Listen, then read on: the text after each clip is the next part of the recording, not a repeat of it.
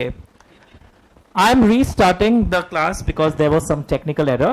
आइए अब हम बूस्टर रिवीजन शुरू करते हैं. ऐसे तो बहुत रिवीजन आपने कर लिया होगा. अज्यूमिंग कि कल एग्जाम है, अगर मैं इस क्लास को अब शुरू करूं तो कैसे इसको प्लान करूंगा. ध्यान से सुनिए. डिपॉजिट्स चैप्टर में all of us know that deposits chapter पढ़ते वक्त कौन से तीन सेक्शन नंबर्स बहुत फेमस है. Can anyone tell me? Section number 73 दिख रहा है. Section number 76. Can you find it? Section number 76, section number 76, 73 दोनों दिख गए. 73 भी दिखा, 76 भी दिखा. उसके बाद there is something called company's acceptance of deposit rules. One is 73, another is 76, and another is company's acceptance of deposit rules. तो आइए मैं एक एक करके यहां के सारे पेन वाले एरियाज आपको भी बताऊंगा, but smartly, because everything will not be revise, but technically everything will be revise. Come look at the screens. Private company क्या शेयर होल्डर से डिपॉजिट्स उठा सकता है? Answer yes. और उसके लिए कौन सा सेक्शन पिक्चर में आता था? 73 subsection 2. Ordinary resolution in general meeting pass करना पड़ता है. When I talk about public company क्या प्राइवेट कंपनी क्या पब्लिक से डिपॉजिट्स उठा सकता है? प्राइवेट कंपनी पब्लिक से डिपॉजिट्स नहीं उठा सकता है.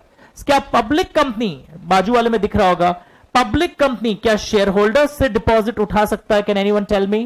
यस.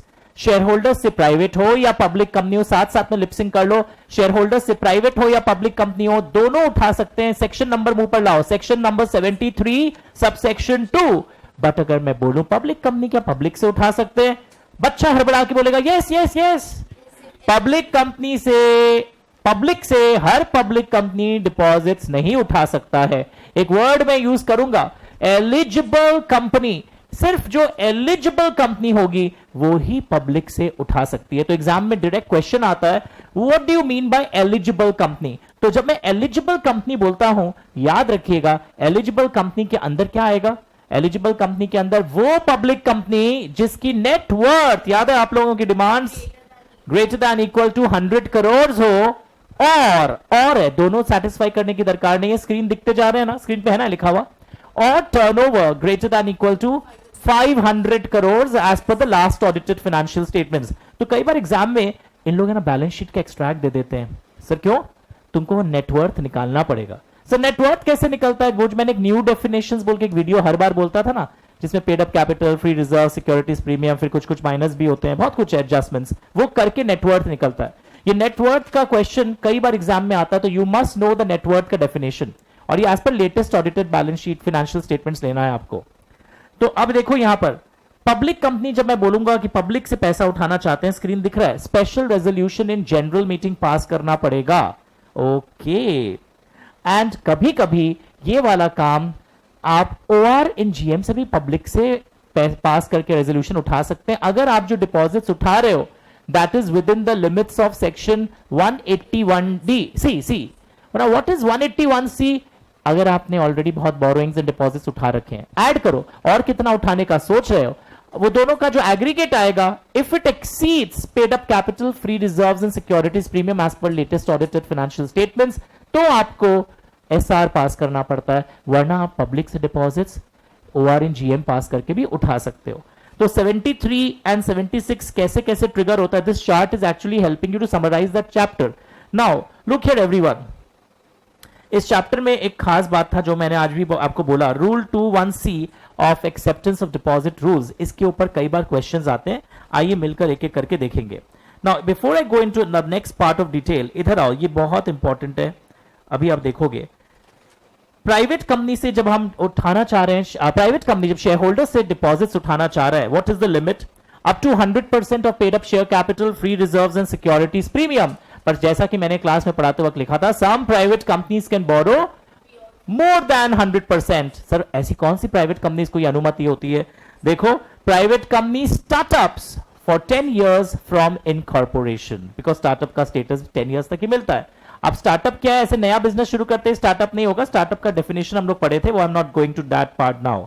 उसके बाद वो प्राइवेट कंपनी जो बहुत लकी होती है. क्यों लकी होती है? उसमें 3 कंडीशन सेटिस्फाई अगर हो जाए, तीनों के तीनों, अगर हो जाए तो वो प्राइवेट कंपनी मोर देन 100% वाला उठा सकती है। पहला कंडीशन क्या है, वो प्राइवेट कंपनी किसी की डैश या किसी की डैश ना हो, किसी के एसोसिएट या सब्सिडरी ना हो। सर सेकंड पॉइंट, वो प्राइवेट कंपनी कोई डिफॉल्ट उसका रीपेमेंट ऑफ डिपॉजिट या इंटरेस्ट का ना चल रहा हो, एंड वो प्राइवेट कंपनी बैंकों से, फाइनेंशियल इंस्टीट्यूशन से, दूसरे बॉडी कॉर्पोरेट से जब ये बोरो वोरो करके पैसा उठाते हैं, that is lower than twice the paid up share capital और 50 crore rupees, which ever is less.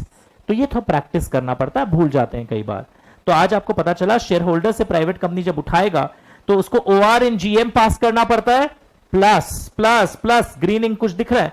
Section 73 subsection 2 में क्लॉज ए टू एफ में बहुत सारे पॉइंट्स अभी देखने वाले हैं, वो उसका भी पालन करना पड़ता है। तो did you understand private company का लिमिट अगर एमसीक्यू में आए, कितना डिपॉजिट वो शेयर होल्डर से उठा सकते हैं? कुछ प्राइवेट कंपनी 100% से ज्यादा भी उठा सकते हैं। एक तो लकी प्राइवेट कंपनी, एग्जाम में लकी मत लिख के आ जाए, ये अपने लोग का तकिया कलाम भाषा है, एंड ये वाले प्राइवेट कंपनी भी। इसके अलावा आप यहां पर आओ, पब्लिक कंपनी अगर डिपॉजिट्स उठाना चाहती है शेयर होल्डर्स से तो सीलिंग क्या है, बहुत फीलिंग के साथ याद किए थे हम लोग, up to 35% of paid up capital. But उसमें भी एक गुड न्यूज है, आईएफएससी पब्लिक कंपनी जो मैंने बताया था एग्जांपल गिफ्ट सिटी गांधीनगर में जो ऑपरेट करते हैं, उनके लिए लिमिट्स कितना है? Up to 100%। अब देखो एक एलिजिबल पब्लिक कंपनी आप शेयर होल्डर से भी उठा रहे हैं, पब्लिक से भी उठा रहे हैं, तो इस केस में ऐसा ब्रेकअप आपको दोनों पार्ट में देखना पड़ेगा। शेयर होल्डर से तब आप मैक्सिमम 10% उठा सकते हो, पब्लिक से आप मैक्सिमम 25% उठा सकते हो। ये लिमिट्स की बात हो रही है। उसके बाद हम लोग देखे थे अगर आप एलिजिबल पब्लिक कंपनी है और वो गवर्नमेंट कंपनी भी है तो है ना, ऐसा अलग अलग लिमिट नहीं है, डायरेक्टली आप 35% of paid up share capital, free reserves and securities premium उठा सकते हो। और तो बताइए यहां तक क्लियर? तो हमको ये पता चला कि प्राइवेट कंपनी शेयर होल्डर से जब उठाते हैं, सिर्फ एक लाइन का आंसर मत लिखना, or in GM plus section 73 subsection 2 clause A to F भी ध्यान में रखना पड़ेगा। और ये एलिजिबल कंपनी का जब आंसर आता है ना, तो नेटवर्थ और टर्नओवर दोनों समझाते हो, दोनों में से एक, एंड एसआर भी पास हो जाना चाहिए। एसआर का एक तोड़ है, कभी कभी ओआर से भी हो सकता है। ओके, अब हम लोग क्या देखना चाहेंगे पता है, आखिर पीरियड ऑफ डिपॉजिट्स क्या है। पीरियड ऑफ डिपॉजिट्स अगर आप देख रहे हो, मिनिमम टेन्योर 6 मंथ्स एग्जाम में क्वेश्चन आते हैं, मैक्सिमम 36 मंथ्स एमसीक्यू आते हैं, और कभी कभी ये tenure greater than equal to 3 months and less than 6 months भी हो सकता है, प्रोवाइडेड वो डिपॉजिट्स का जो आपका लिमिट है that is maximum 10% of paid up share capital, free reserves and securities premium. ये चीज ध्यान रखना कि जो आप 6 महीना से लेस वाला देखते हैं उसमें लेवल अलग होता है। Start checking it everyone.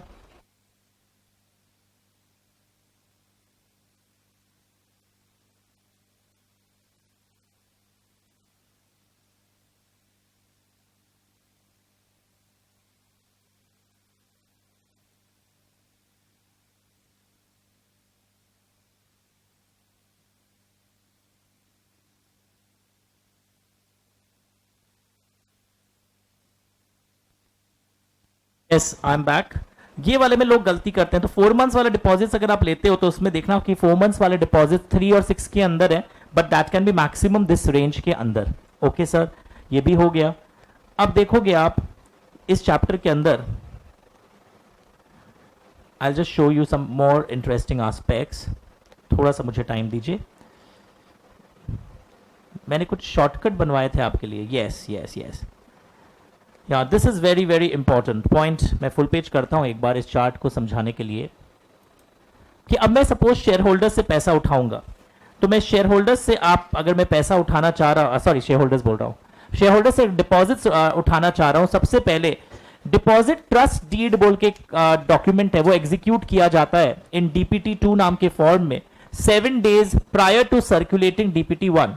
यानी जब आप मेंबर्स से उठाना चाहते हो डिपॉजिट्स, तो आपको एक डीपीटी 1 पहले आरओसी के पास फाइल करना पड़ता है, फिर मेंबर्स को सर्कुलेट करना पड़ता है। But before DPT 1 is coming into picture, पहले एक deposit trust deed, deposit trustees appoint किए जाते हैं, and this is appointed 7 days prior to circulation of DPT1. Okay, after this DPT1 is circulated with ROC 30 days before the circulation. Then comes DPT1, then money is received, within 21 days deposit receipt is issued, and within 7 days the entry is made in a statutory book known as Register of Deposits. Can you see it everyone? तो लोगों को लगता है पहले DPT 1 circulate कर दो members को. नहीं, मेंबर्स को सर्कुलेट करने के पहले देखो स्टेप 2 आया था, स्क्रीन दिख रहा है अपने मेन किताब में. उसमें क्या लिखा हुआ था? DPT 1 is filed with ROC. पर उसके पहले भी DPT 1 के 7 डेज पहले कम से कम डिपॉजिट ट्रस्ट डीड एग्जीक्यूट हो जाना चाहिए था. तो इसलिए मैंने स्टेप 1 स्टेप 2 को अलग ढंग से यहाँ पे रीनेम किया था. DPT 1 जो है ना वो मेंबर्स को देना कंपलसरी है by registered post with AD और स्पीड पोस्ट और इलेक्ट्रॉनिक मोड भी लिख दिया. और आप चाहें अगर मेंबर से डिपॉजिट उठा रहे हो तो कंपलसरी नहीं है, आप चाहो तो आप वेबसाइट पे भी दे सकते हो. You can also advertise in 2 newspapers, English and regional. यही सर्कुलर DPT 1 जब आप जनरल पब्लिक से उठाने जाओगे ना डिपॉजिट, तब मैंडेटरी हो जाएगा वेबसाइट पर देना और एडवर्टाइज करना. पर यहाँ पे वो मे वर्ड लिखा हुआ है. तो ये पूरा चार्ट था वो जो 73 टू A टू F की दुहाई में दे रहा था ना, उसमें से वन ऑफ द एस्पेक्ट्स ये कि 73 टू A टू F में यही समझाने बोला गया है कि कैसे सर्कुलर सर्कुलेट होता है, डिपॉजिट रिसीट होता है, सब कुछ. Now look here, this is a portion जो वापस अभी हम लोग क्या पढ़ रहे हैं पता है? We are talking deposit. जब शेयर होल्डर से उठाते हो तो एक डिपॉजिट रीपेमेंट रिजर्व क्रिएट करना पड़ता है. Can you see the screens? This is deposit repayment reserve. इसमें बहुत लोगों का कैलकुलेशन रॉन्ग होगा एग्जाम में, ध्यान से सुनिए. सपोज अभी 31 मार्च 2020 खत्म हुआ है. I am repeating very slowly. 31 मार्च 2020 खत्म हुआ है. तो ऑन और बिफोर 30 अप्रैल 2020 एक फाइनेंशियल ईयर जैसे खत्म हुआ, अब आपका ट्रिगर हो गया इस रिजर्व में डालने के लिए. तो 30 अप्रैल 2020 के पहले 20% ऑफ डिपॉजिट जो मैच्योर होगा नेक्स्ट फाइनेंशियल ईयर जो खत्म होने वाला है. तो अभी खत्म हुआ 31 मार्च 2020, तो 31 मार्च 21 के पहले जो भी मैच्योर होने वाले हैं, कोई जुलाई में, कोई अगस्त में, सितंबर में, उसका 20% डिपॉजिट्स आप अलग कर दीजिए और 30 अप्रैल के पहले कहां जमा दे दीजिए. कहां जमा देने बोला जा रहा है? इन अ शेड्यूल्ड बैंक. बस मैं क्या कंपेयर करवाना चाह रहा हूं, लेट मी पॉइंट आउट. बहुत सारे लोग YouTube पर इसको 21-22 ले रहे हैं. That is the wrong approach. वो अमेंडमेंट एक आ गया था 2019-20 के आसपास, उसके पहले ये सिनेरियो हुआ करता था. आप अगर बेयर एक्ट का लैंग्वेज पढ़ोगे, and I have also spoken to my students who are working in ITC and big companies कि how do you create deposit repayment reserve practically. This is the stand जो correct भी है कि आज 31 मार्च 2020 खत्म हुआ है, तो 31 अप्रैल 20 के पहले जो भी 2021 में अब मैच्योर होने वाला है उसका 20% आपको अलग करना है. पहले क्या होता था अमेंडमेंट आने के पहले कि लोग है ना 21-22 का 20% देखते थे. अब वो नहीं है लैंग्वेज. तो इस एग्जांपल को, डेट को याद करके बेस बना के आप रिवाइज करना. और पैसा कहां रखने बोल रहा है? एक शेड्यूल्ड बैंक से. इतना जोर से क्यों बोले आप? क्योंकि एक दिन मैं आपको ना डिबेंचर रिडेम्पशन फंड पढ़ाऊंगा. डिबेंचर रिडेम्पशन फंड में भी कुछ परसेंट ऑफ डिपॉजिट्स आपको 30 अप्रैल, कुछ percent of debentures maturing during the coming 31 मार्च आपको अलग करना पड़ता है. पर वहां पे आप डिबेंचर रिडेम्पशन फंड के समय शेड्यूल्ड बैंक के अलावा आप अप्रूव्ड गवर्नमेंट सिक्योरिटीज एंड कुछ ट्रस्ट सिक्योरिटीज के अंदर भी रख सकते हो. पर यहां पर सिर्फ शेड्यूल्ड बैंक में रखना है. तो ये रिवीजन, बूस्टर रिवीजन, आपको कॉमन मिस्टेक्स अवॉइड करने में हेल्प करेगा. डिपॉजिट रिपेमेंट रिजर्व का पैसा फिर कोई और काम के लिए यूज नहीं हो सकता.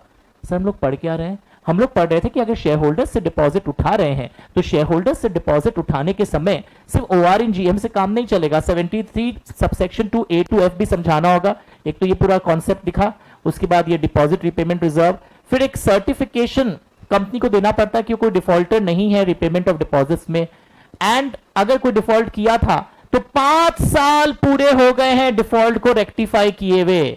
ओके. और जब शेयर होल्डर से पैसा उठाते हो, it may be secured, it may be unsecured. और अगर आप सिक्योर्ड है तो हमेशा याद रखना, इस पे न्यूमेरिकल आया हुआ है एग्जाम में कि सिक्योरिटी का जो चार्ज क्रिएट होता है ना, अगर तो प्रिंसिपल एंड इंटरेस्ट दोनों को कवर करने के लिए वो हो, मतलब सक्षम हो. That has to be seen. So very interesting. हम लोगों ने क्या देखा बातों बातों में, 73 टू A to F जो भूल गए थे थोड़े दिन पहले पढ़कर, आज वापस रिवाइज हुआ with differentiating from debenture redemption fund. और डिबेंचर रिडेम्पशन फंड में 20% नहीं होता MCQ में और कैलकुलेशंस में याद रखिएगा, वहां 15% है. डिबेंचर रिडेम्पशन रिजर्व में 10% है जिन जिन कंपनीज में क्रिएट अगर होता है तो मैं deposit repayment reserve, debenture redemption reserve और डिबेंचर रिडेम्पशन फंड। डीआरएफ में आप पैसा अलग करते हैं, डीआरआर में तो बुक एंट्री है, पैसा भी अलग से डिपॉजिट नहीं होता है। तो अगर आपका डिबेंचर्स चैप्टर अभी रिवाइज नहीं हुआ तो you may not understand, but deposit repayment reserve clear हो गया फिर से सबको? Okay sir. तो अब पूरे बैच को पता चल गया है कि आप अगर ऐसे पैसा उठाते हैं ऐसे ही हमें ध्यान रखना होगा। बट ये banking company, NBFC, housing finance company, पर अब कई बार बड़ा क्वेश्चन दे देते हैं और आप कंफ्यूज हो जाते हो, फिर धीरे से पता चलता है कि अरे ये तो एचएफसी वाली कंपनी है, इसके ऊपर तो डिपॉजिट्स के सेक्शंस लागू ही नहीं होंगे, उनका खुद का कानून के अनुसार आप पैसा उठाएंगे। सिमिलरली यहां पर आप देखोगे कि there was a concept section 76, अगर आप पब्लिक से पैसा उठाना चाह रहे हो, हमने आज बताया था एलिजिबल कंपनी है, एसआर होती है, कभी कभी ओआर से काम हो जाता है। गुड न्यूज देखो, अगर आप पब्लिक से डिपॉजिट्स उठाना चाहते हो तो सारे conditions of 73 to A to F लगेंगे। मतलब अभी जो मैंने पढ़ाया ना डिपॉजिट रिपेमेंट रिजर्व, वहां भी लगेगा। अभी जो मैंने पढ़ाया ना सर्टिफिकेशन कि आपका डिफॉल्ट नहीं और 5 साल हो गए कोई डिफॉल्ट को सुधारे हुए, वहां पे भी लगेगा। अभी जो मैंने पढ़ाया ना डिपॉजिट ट्रस्ट डीड और वो सब सर्कुलर डीपीटी 1 पब्लिकली एडवर्टाइज भी हो, मैंडेटरी है वहां, तो पब्लिक से उठाने के समय सब लगेगा। बट एक्स्ट्रा कंडीशंस क्या है देखो, credit rating not below the investment grade rating, और credit rating once every year आपको ऑब्टेन करना पड़ता है। अगर 2 साल का डिपॉजिट है, हर साल क्रेडिट रेटिंग ऑब्टेन करना होगा। यूजुअली यहाँ पे सिक्योर्ड डिपॉजिट्स होते हैं, और सिक्योर्ड डिपॉजिट्स जब भी होते हैं ना, याद रखना डिपॉजिट्स में, इस पे केस स्टडी आ जाएगा, tangible assets, goodwill, patents, trademark, copyright, ये सब से आप सिक्योर करके बोलोगे मेरा सिक्योर्ड है, नहीं चलेगा। और at least principal and interest cover हो जाए, ऐसा होना चाहिए। ओके, तो मॉरल ऑफ द स्टोरी, अरे वाह, वापस देखो चार्ट, कि अगर आप शेयर होल्डर्स से उठा रहे हो और पब्लिक से उठा रहे हो, then what are the differences you come to note. एक तो एलिजिबल कंपनी वाली, डिपॉजिट ट्रस्टी दोनों में कॉमन है, डीपीटी 1 दोनों में कॉमन है, पर एक फर्क है, यहां डीपीटी 1 मैंडेटरी है, 2 न्यूज़पेपर्स एंड वेबसाइट, वहां पे न्यूज़पेपर्स एंड वेबसाइट मैंडेटरी नहीं था, याद आ रहा है। क्रेडिट रेटिंग वहां पे भी था सर, यहां पे पर एक फर्क है, every year during the time. Okay, वहां के लिमिट्स अलग थे, 100% एंड मोर देन 100%, यहां लिमिट्स याद अभी पड़े थे 10 + 25। अरे वाह, डिपॉजिट रिपेमेंट रिजर्व कॉमन है, सर्टिफिकेशन कॉमन है, दिख रहा है। एंड एक चीज दोनों में कॉमन है, एक डीपीटी 3 नाम का एक रिटर्न ऑफ डिपॉजिट एमसीक्यू में आएगा। सर आप पढ़ा दिए तो 1 और 2, 1 पढ़ाया था सर्कुलर के लिए, 2 पढ़ाया था डिपॉजिट ट्रस्ट डीड के लिए, एंड डीपीटी 3 क्या है, एक रिटर्न ऑफ डिपॉजिट है जो हर साल 30 जून के पहले फाइल करना पड़ता है। तो ये फास्ट फॉरवर्ड बूस्टर रिवीजन में मैं डिपॉजिट चैप्टर में जहां जहां भटक सकते थे, I am trying to cover those aspect. 76A इसके जो फाइन्स है फॉर कॉन्ट्रावीनिंग सेक्शन 73 एंड 76, ये फेमस फाइन है कि company and every officer in default को जेल तक भी हो सकता है, और ऑफिसर के केस में देखोगे लैंग्वेज बोर्ड पर फाइन एंड इम्प्रिजनमेंट की नौबत आ जाती है। पिनल रेट ऑफ इंटरेस्ट भी लगता है 18% per annum on overdue amount of deposits. तो ये भाई फास्ट आपको ये सारा एस्पेक्ट बता दिया हूं, सारे फाइन्स नहीं बोलता हूं, बट ये बहुत फेमस वाला था। एक और एक बहुत फेमस है pre mature repayment of deposit. आपने डिपॉजिट क्रिएट किया, आप 6 महीने बाद अपने डिपॉजिट्स के पैसे को वापस मांग सकते हैं। तो अगर आप डिपॉजिट्स के पैसे को वापस मांगने जाते हो, 4 महीने बाद नहीं मिलेगा, 6 महीने बाद वापस मांग सकते हो। बट सुनो, इसमें कॉन्सेप्ट है, आपका रेट ऑफ इंटरेस्ट अब थोड़ा कम हो जाएगा। कैसे होगा, मैंने क्वेश्चन बनाया था, look at the screen. A depositor has invested in a deposit scheme of 3 years जिसपे 12% इंटरेस्ट पर मिलता है। दैट कंपनी, अगर उस कंपनी के 3 डिपॉजिट स्कीम चल रहे हैं, 1 साल वाले को वो 8% देती है, 10% देती है अगर 2 साल का डिपॉजिट हो, ये कंपनी के स्कीम्स है। तो ये डिपॉजिटर अपना 1 साल 5 महीना बाद विड्रॉ करना चाहता है, तो लॉ बोलता है अगर आप ऐसा करेंगे आपका इंटरेस्ट रेट 1% से कम हो जाएगा। 1 मिनट, जैसे ही मैं बोला 1% से कम हो जाएगा, बच्चे बोलते हैं समझ गए सर, वो 3 साल के लिए लगाया था ना, हाँ सर उसको 11% दे दीजिए, एमसीक्यू में ऑप्शन भी आएगा 11% का, वो रॉन्ग है। 1% जो कम हो जाएगा, वो 1% पता है किससे कम होगा, उस रेट ऑफ इंटरेस्ट के लिए जो आप एलिजिबल होंगे, because for that period for which you actually run the scheme. आप अगर 1 ईयर 5 मंथ्स के लिए अपना स्कीम चलाएं, तो ये कंपनी 1 ईयर वाले को कितना देती है, 8%। 8 से -1 करो, आपका रेट ऑफ इंटरेस्ट कम हो जाएगा। 1 मिनट, आपको ब्याज अब 8 - 1 7% के हिसाब से मिलेगा, बट ब्याज मिलेगा 1 ईयर 5 मंथ्स के लिए। सर क्या डबल बात बोल रहे हैं कि आपका रेट ऑफ इंटरेस्ट जो है ना, रेट के लिए हम ये कैलकुलेशन में ये अलग एंगल घुसा रहे हैं कि रेट आपको 12% के हिसाब से नहीं मिलेगा। अगर ये 1 ईयर 6 मंथ्स होता तो हम फिर उसको 2 इयर्स वाले स्लैब में ले जाते, वो सब रूल्स में हम लोग पढ़े थे। तो रेट ऑफ इंटरेस्ट पीरियड आपको 1 ईयर 5 मंथ्स का मिलेगा, पर रेट ऑफ इंटरेस्ट आपको 12-1 नहीं मिल रहा है, आपका 8-1 है। तो इसका थ्योरी हम लोग यहां पर पढ़े थे, वापस देखना, वीडियो रिवाइंड करके सुन लेना। It will be reduced by 1% from the rate which the company would have paid had the deposit been accepted for the period for which deposit had actually run. Easy version, समझ गए होंगे। तो ये सारा हम लोग रिवाइज कर लिए। कौन डिपॉजिट ट्रस्टीज के रूप में अपॉइंट नहीं हो सकता है, ये लिस्ट भी यहां देखने को मिला है। यहां से पहले बहुत क्वेश्चंस आते थे, you can get it again. कौन डिपॉजिट के रूप में एक्सेप्ट, डिपॉजिट ट्रस्टी के रूप में अपॉइंट नहीं हो सकता है। Can you see this? ओशा का मतलब क्या होता है? Own company, holding company, subsidiary company, associate company. तो ये लिस्ट जरूर से पढ़ना। रिमूवल ऑफ डिपॉजिट ट्रस्टीज के बारे में भी दिया हुआ था। And now after you have done so much, अब देखो मैं क्या बताने जा रहा हूं आपको। अब है ये एग्जेम्प्टेड डिपॉजिट्स का लिस्ट। एग्जेम्प्टेड डिपॉजिट्स का लिस्ट, पहला जो, एक बार बोर्ड देखो, पहले जो 6 पॉइंट्स है ना, दिख रहा है स्क्रीन पर, जो पहले 6 पॉइंट्स एग्जेम्प्टेड डिपॉजिट्स के हैं, उनमें गुड न्यूज है ना, आपको कोई ज्यादा नियम कानून नहीं है, बहुत सिंपल है। गवर्नमेंट से मिला हुआ पैसा, बैंक लोन से मिला हुआ पैसा, फॉरेन बैंक से मिला हुआ पैसा, दिख रहा है, तीनों पॉइंट दिख गए। फिर कोई इंडियन बैंक से मिला हुआ पैसा, कमर्शियल पेपर से मिला हुआ पैसा, दूसरे कंपनी से मिला हुआ पैसा, 6 पॉइंट्स याद हो गए। तो इन 6 पॉइंट्स में कोई प्रॉब्लम नहीं है। फिर यहां 7वां नंबर पॉइंट से आपके लाइफ में थोड़ी तकलीफ आती है। कैसा तकलीफ है, इधर देखो, एप्लीकेशन मनी आपको मिला।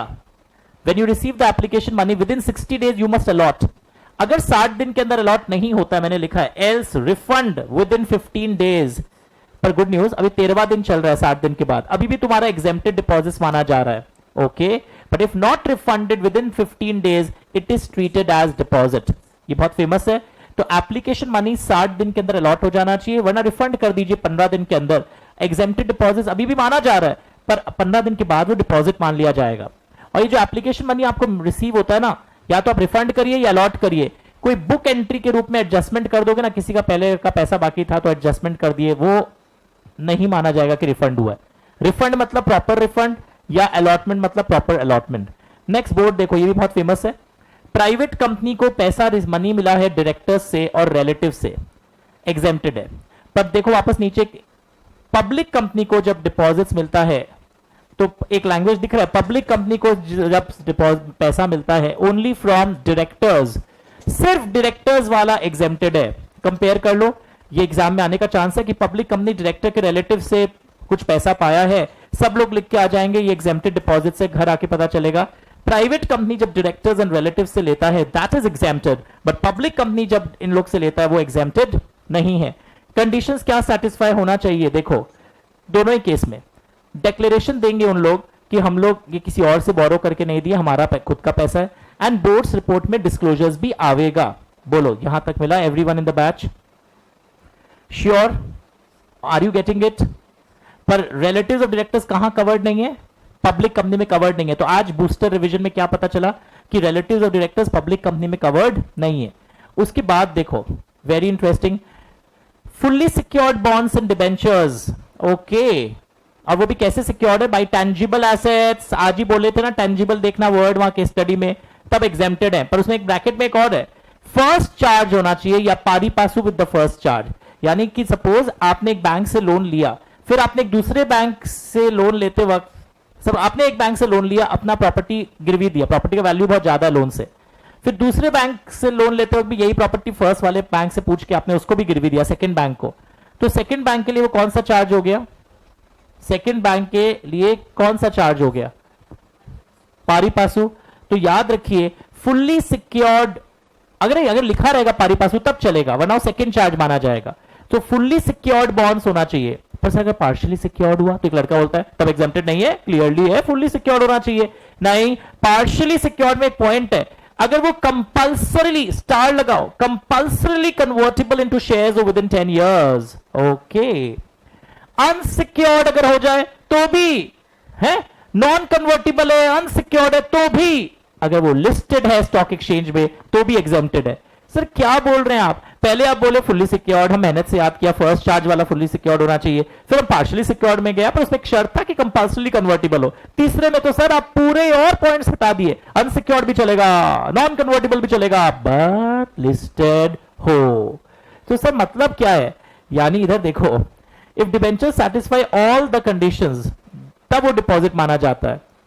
वो अनसिक्योर्ड है, सिक्योर्ड बाय इंटेंजिबल है, वो नॉन कन्वर्टिबल भी है, ऑप्शनली कन्वर्टिबल है, कंपल्सरीली कन्वर्टिबल होना चाहिए, वो अनलिस्टेड है, यानी अगर वैसे देखा जाए तब वो डिपॉजिट है। यानी बेसिकली हिंदी में सुनो, तुम एग्जाम में यूजुअली ऐसे ढूंढना, उल्टा टेक्निक सिखा रहे, तुम इसको पहले ढूंढना, अगर लिस्टेड आ जाए ना तो वो एग्जेम्प्टेड की कैटेगरी में आ जाएगा, कोई भी गुण हो अगर उसमें हो गए, और अगर ये वाला हो पार्शियली सिक्योर्ड हो तो भी वो एग्जेम्प्टेड हो सकता है अगर वो compulsorily convertible into shares with in 10 years हो। और इधर में फुल्ली सिक्योर्ड ब्रैकेट में first charge word is very important. तो मुझे पर्सनली लगता है यहां से कुछ हलचल आपके एग्जाम में मचने वाला है, ध्यान रखिएगा।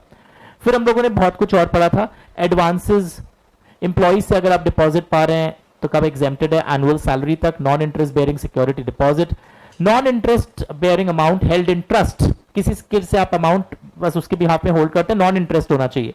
Advances in the ordinary course of business, advances in the ordinary course of business, ये वाला पॉइंट भी हम लोग देख लेंगे अभी।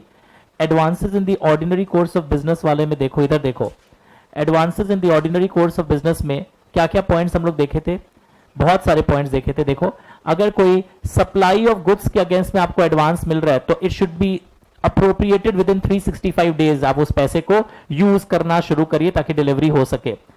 Advances in respect of immovable property, supply of capital goods under long term contracts, वहां 365 डेज नहीं है, एग्जाम में कंफ्यूज कर देगा। आपको इमूवेबल प्रॉपर्टी के लिए एडवांस मिला था, आज 380 डेज हो गया, आप ये इमूवेबल प्रॉपर्टी का पोजेशन नहीं मिला, तुम रात को पड़े होगे 365 डेज। 365 डेज वाला कॉन्सेप्ट गुड्स के केस में था, सर्विसेज के केस में था, पर immovable property and supply of capital goods and long term में कुछ और दिखा रहा है, पढ़ के देखिए please. Security deposit for performance,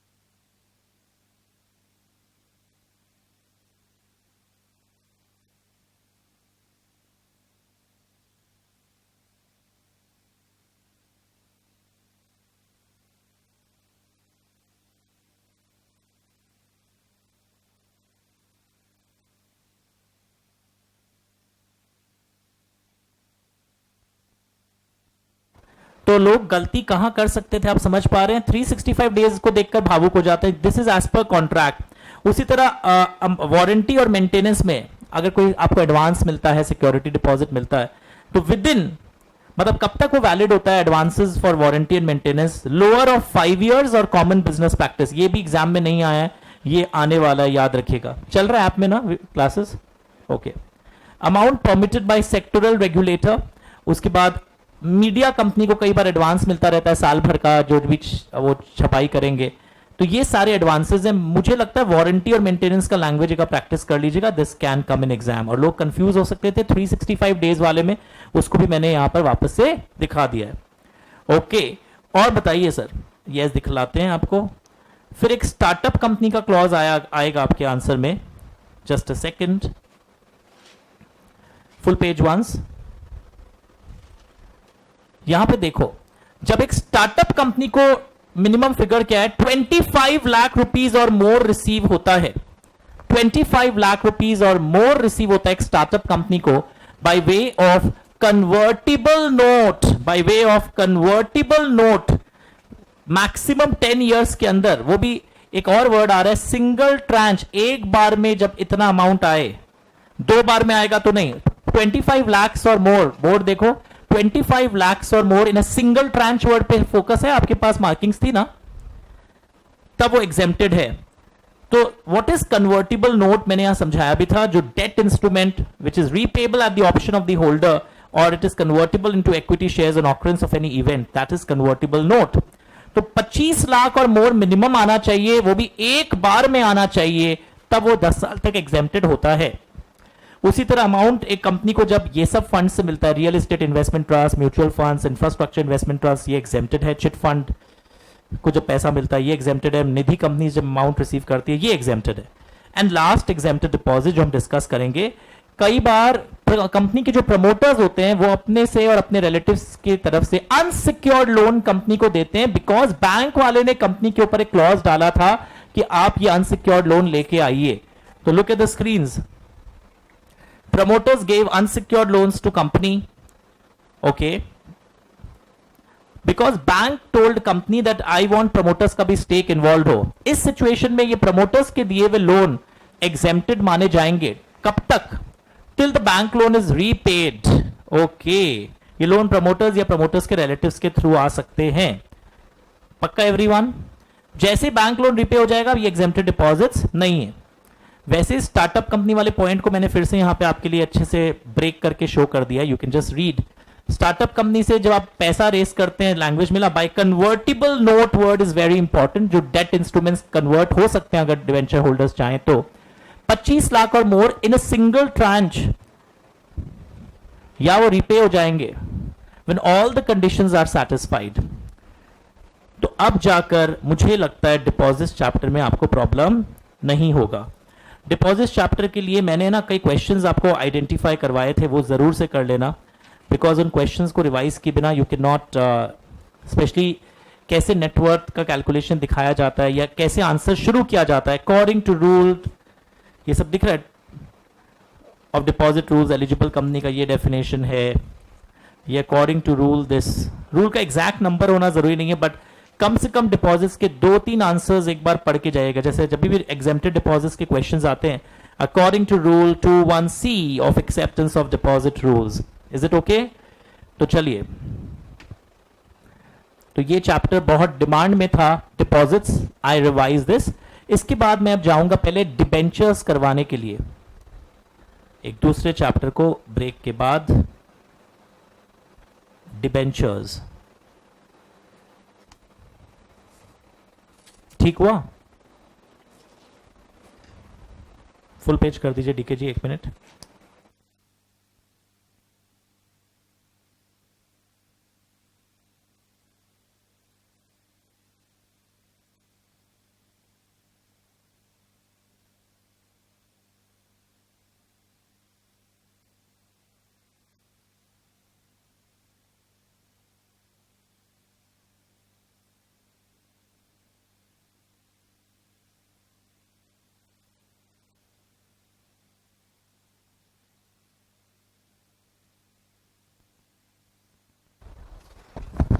चलिए, डिबेंचर्स. आइए आज हम लोग चैप्टर एक रिवाइज करते हैं इस बूस्टर रिवीजन में. बहुत सारे चैप्टर्स होंगे. Let us start with debentures. Now debentures क्या होते हैं? बोरोइंग्स होते हैं. नाउ डिबेंचर्स की जब मैं बात करता हूं, it can be secured, it can be unsecured. When I से इट इज सिक्योर्ड, इसका मतलब एक चार्ज क्रिएट होगा प्रॉपर्टी पर. Okay. Now charge is created in favor of debenture trustees. Usually they are banks and financial institutions. पता है debentures में कोई वोटिंग राइट्स नहीं होता. I hope you remember this कि डिबेंचर्स में no voting rights.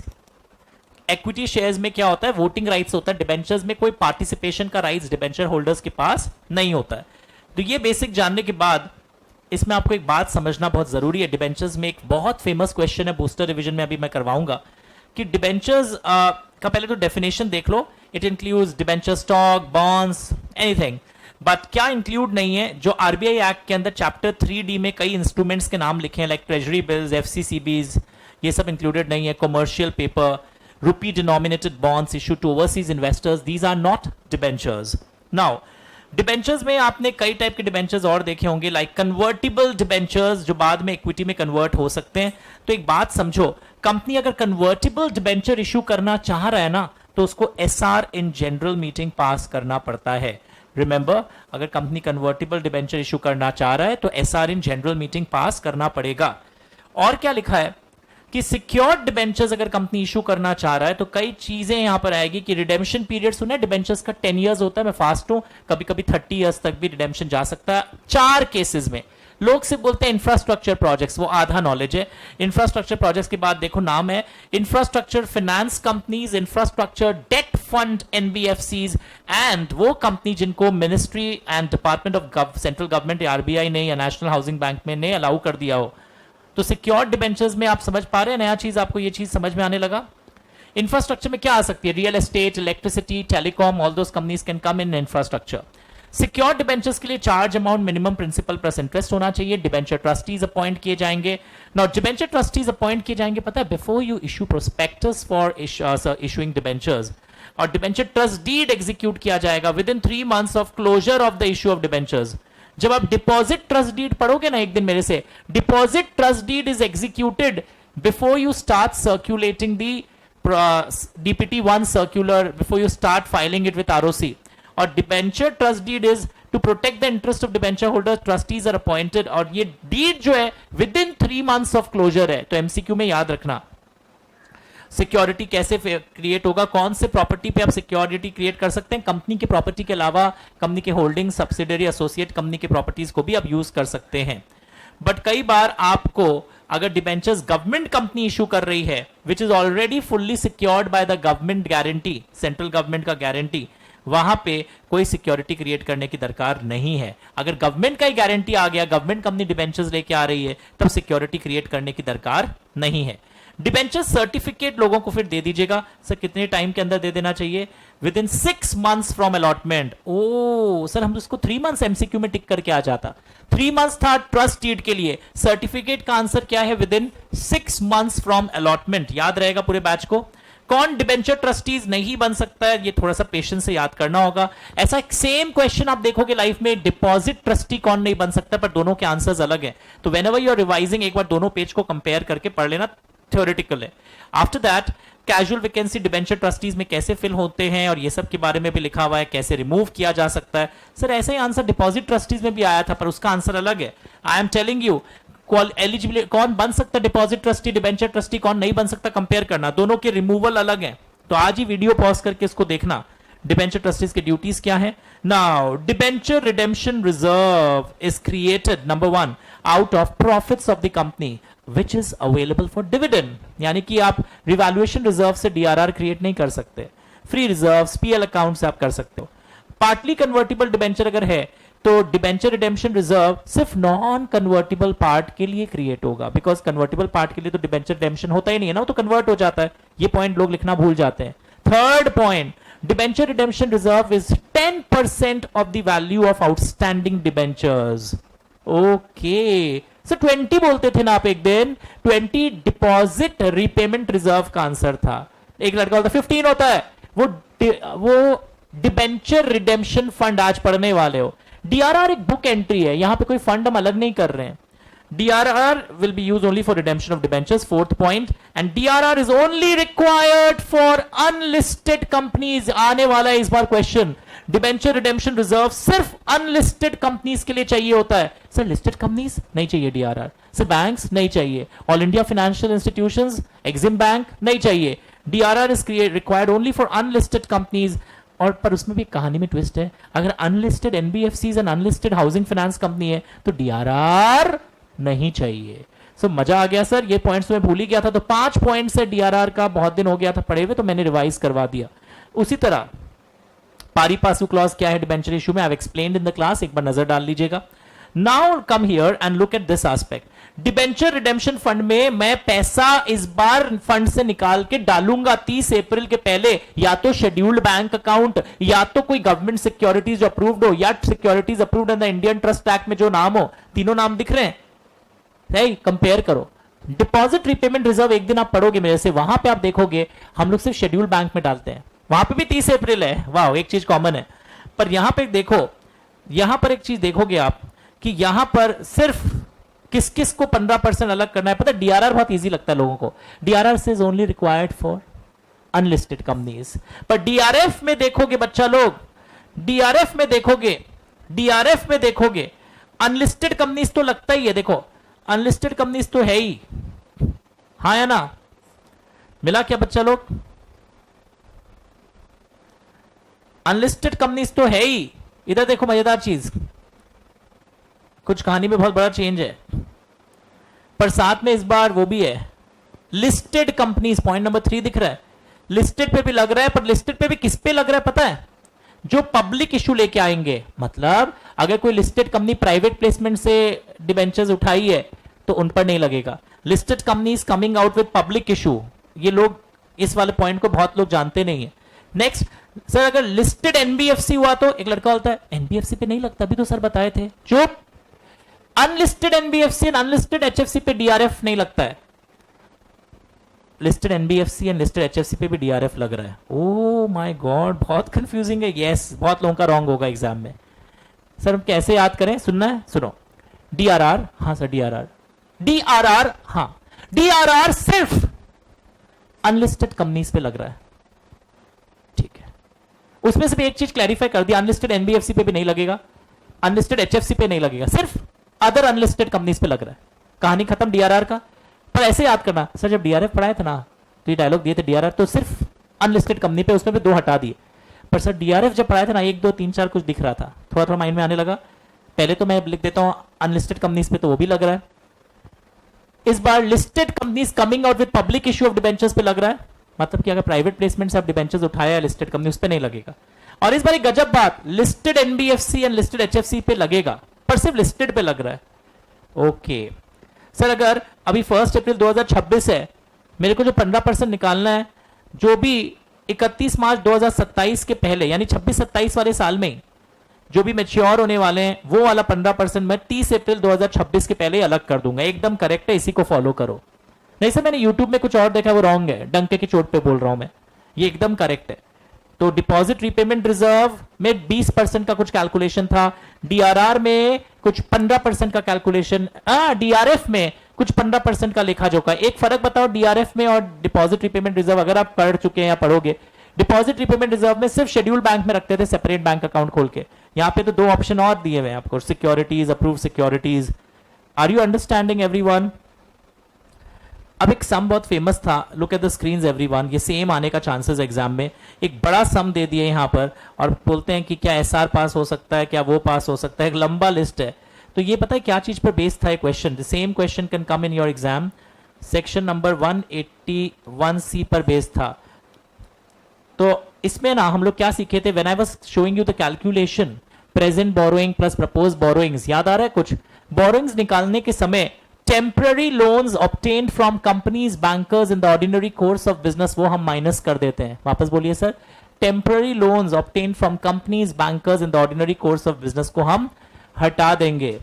Okay, now what is temporary loan? यहां पे मैंने समझाया था आपको क्वेश्चन के अंदर में कि टेम्पररी लोन का मतलब होता है loans which are repayable on demand और within 6 months from the date of loan, उसको हम टेम्पररी लोन बोलते हैं. याद आ रहा है आपको कुछ ऐसा पॉइंट? कहां लिखा हुआ है ये? एक सम करवाया गया था ना यहां पर, this is the sum kit. Yes I got it. देखो बोर्ड देखो सब कोई, मैं फुल स्क्रीन कर देता हूं 1 सेकेंड के लिए. कि बोरोइंग्स को हम लोग ऐड कर रहे थे. टेम्पररी लोन्स जो कंपनी अपने बैंकर से ऑब्टेन करता है वो ऐड नहीं होगा यहां पर. ऐसा कुछ मिला? और टेम्पररी लोन्स का मतलब क्या होता है? जो 6 महीना के अंदर रिपे हो जाए. पर उसमें भी एक पॉइंट था, एग्जाम्पल दिया था मैंने, cash credit, bills discounting, loans repayable on demand. अगर वो आप 4 महीना के लोन से कोई फिक्स्ड एसेट खरीद लेते हो, अगर आप 4 महीना के लोन से कोई फिक्स्ड एसेट खरीद लेते हो तो वो टेम्पररी लोन नहीं माना जाएगा. नहीं माना जाएगा मतलब वो मेरे बोरोइंग्स के कैलकुलेशन में ऐड होगा. So it's a revision, that is why I am fast. But ये पर्टिकुलर क्वेश्चन सेम छप के एग्जाम में कल आ सकता है, परसों आ सकता है, जब भी आप एग्जाम दे, कहने का मतलब है आ सकता है, क्योंकि एक ही बार रिपीट हुआ है, एक ही बार आया है. डीआरआर एंड डीआरएफ को मैंने, देखो वापस कंफ्यूजन नहीं हो, लोगों के लिए एक बहुत ही ग्रे एरिया होता है, तो इसको मैंने बहुत अच्छे से, एक जगह तो इन्वेस्ट लिखा है, एक जगह बुक एंट्री लिखा है. तो आज सुबह सुबह का टाइम डीआरआर, डीआरएफ और डीआरआर, डिपॉजिट रीपेमेंट रिजर्व में जो कंफ्यूजन होता है, कोशिश किया कि वो सब आपका दूर हो जाए. लिस्टेड कंपनी में 2 एरो निकाला है मैंने, with public issue and listed company coming out with private placement में निल है. ध्यान से देखो, तो रिविजन हम लोग मिलकर कर रहे हैं. तो debentures over and then deposits, ये दोनों बहुत कंफ्यूजिंग चैप्टर माने जाते हैं. सर अब क्या करेंगे? करेंगे, जरूर करेंगे. Now I will go to private placement. First of all मैं प्राइवेट प्लेसमेंट में जाऊंगा. Let me go to private placement, section number 42.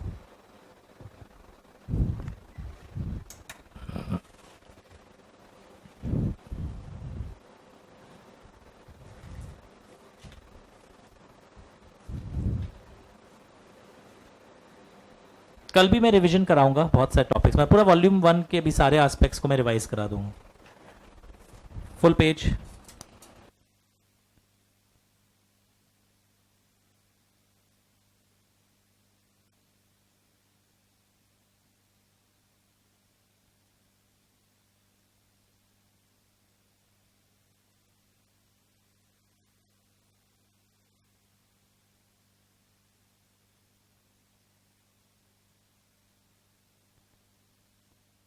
Hello, चलिए अब हम बूस्टर रिवीजन में चालू करते हैं. आज बहुत सारे चैप्टर्स चालू करने वाले हैं. Now we are starting with private placement.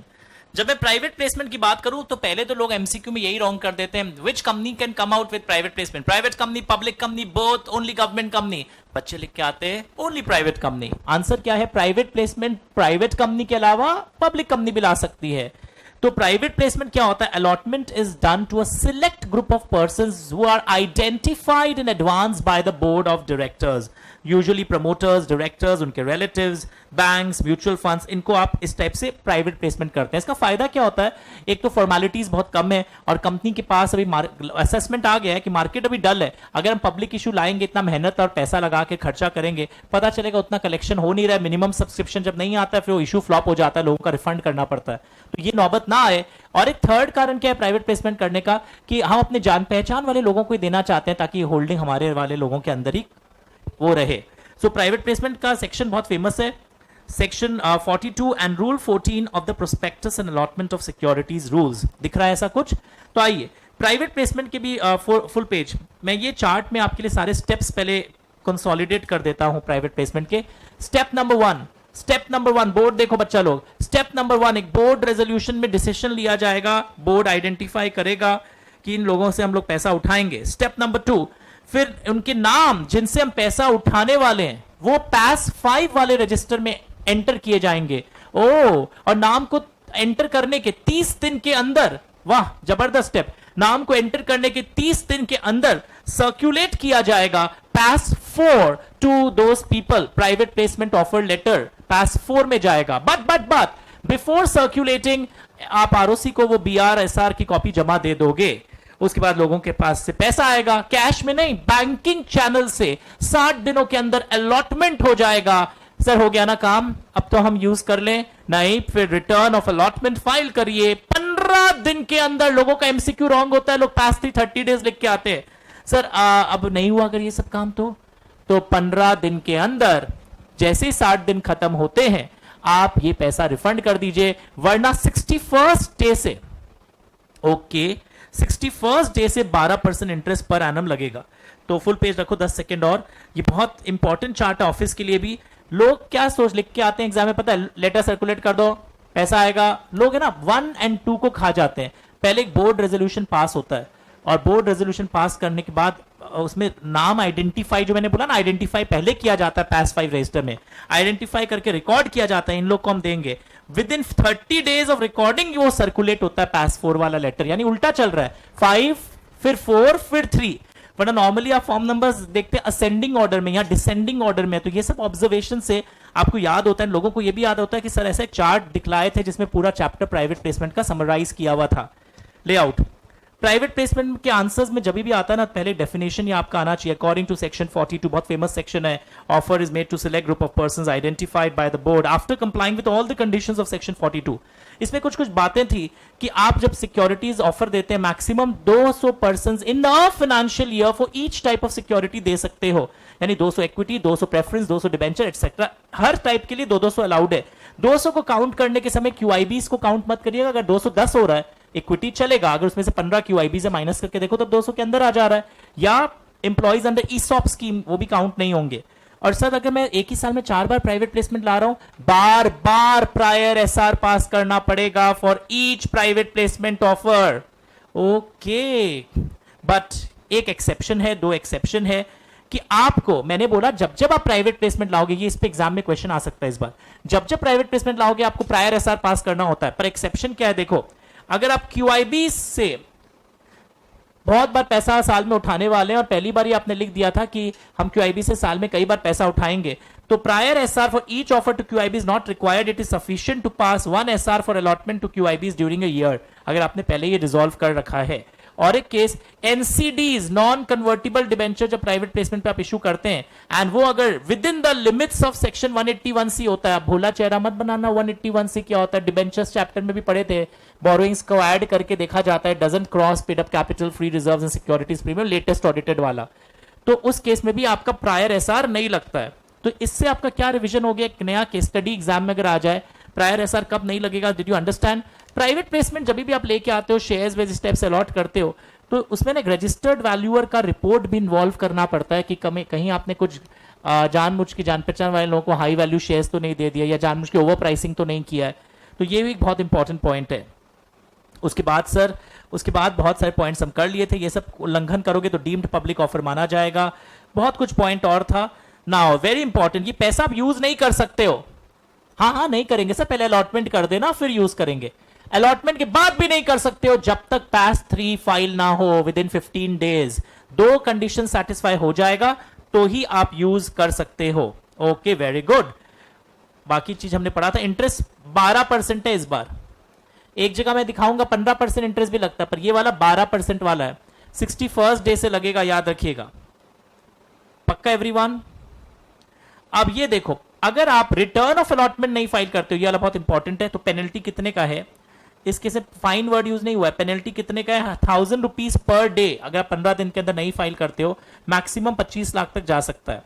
और ये फाइन भी इंपॉर्टेंट है कि अगर कंपनी प्राइवेट प्लेसमेंट लाती है उल्लंघन करके सेक्शन 42 का, तो कंपनी उसके प्रमोटर्स डायरेक्टर्स पर क्या लग सकता है? आपका जो पेनल्टी है, दैट इज अमाउंट जो भी आप इस टाइप से उल्लंघन करके रेस किए हैं, या 2 crore, which ever is lower, and company को रिफंड भी करना पड़ता है ये सारा पैसा with interest with in 30 days of order. Order अगर आ जाता है सेबी का या आरओसी का, आपको पैसा रिफंड भी करना है। Interest 12% per annum. सर एक जगह 18 बोले थे हम लोग को डिपॉजिट चैप्टर पढ़ाते वक्त, वो था penalty for overdue amount of deposits. So what I am doing in booster revision, I compare with each chapter, ताकि जो लोग बोलते हैं कंफ्यूज हो जाता है हम इतना डेटा पढ़ के, तो जहां जहां आप कंफ्यूज हो सकते थे मैं सब हटाना चाह रहा हूं। तो did you understand this aspect? And एक वेरी इंपॉर्टेंट देखो, no fresh offer will be made. आप अगर जुलाई में प्राइवेट प्लेसमेंट लाए थे और अगस्त में फिर सितंबर में फिर ला रहे हो, नहीं ला पाओगे अगर जुलाई वाला ऑफर का अलॉटमेंट कंप्लीट नहीं हो, unless the allotments with respect to previous offer have been completed, या वो ऑफर विड्रॉ या अबैंडन ना हो। ओ माय गॉड, यस, आप जुलाई में लाए थे, हाँ सर, अब आप सितंबर में फिर ला रहे हो, नहीं ला पाओगे जब तक जुलाई वाला ऑफर कंप्लीट ना हो, आप नहीं ला सकते हो। एंड ये भी देखना, जुलाई और सितंबर में लाने के बाद साल भर का जो एक अपर लिमिट होता है ना for each type of security, 200, तुम क्या सोचो 200 जुलाई में ले आओगे, 200 अगस्त में ले आओगे, वो भी नहीं होना चाहिए। तो आपका फ्रेश ऑफर वाला पॉइंट में ये चीज हमेशा देखना, अलॉटमेंट पुराना वाला कंप्लीट ना हो या वो ऑफर का स्कीम ही विड्रॉ हो गया था आपका। Okay everyone, so this completes your private placement. और अगर उल्लंघन करके आप लाते हो तो पब्लिक ऑफर माना जाता है, सेबी के नियम कानून पिक्चर में आएंगे। And last but not the least, start reading this one. Full page करिए बच्चों के लिए एक बार।